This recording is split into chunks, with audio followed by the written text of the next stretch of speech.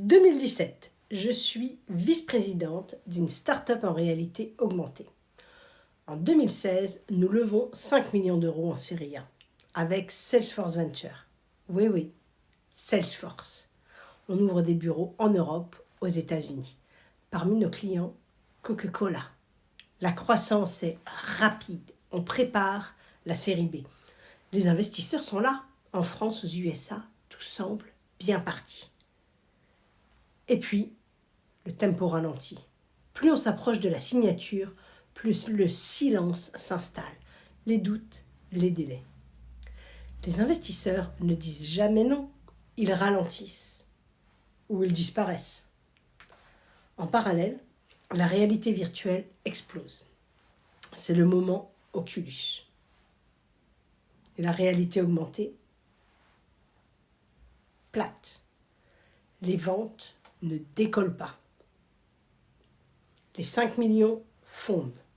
La série B n'avance plus. Il faut regarder la réalité en face. Nous avons deux choix. On ne peut plus payer les salaires et la dette totale atteint 5 millions d'euros. On est au bord du gouffre. Nos deux choix, mettre l'entreprise en faillite ou sauver l'essence de l'organisation. On choisit de se recentrer, de faire le tri, de protéger ce qui est vivant. Je prends le lead, sans feuille de route. Juste de la clarté, de l'intuition et de la stratégie. On identifie ce qu'il faut absolument préserver. Notre propriété intellectuelle, le logiciel, 3 clients stratégiques, déjà actifs, et 4 personnes clés. 102 des 3 cofondateurs. Je constitue l'équipe de crise, expert comptable, avocat, administrateur judiciaire.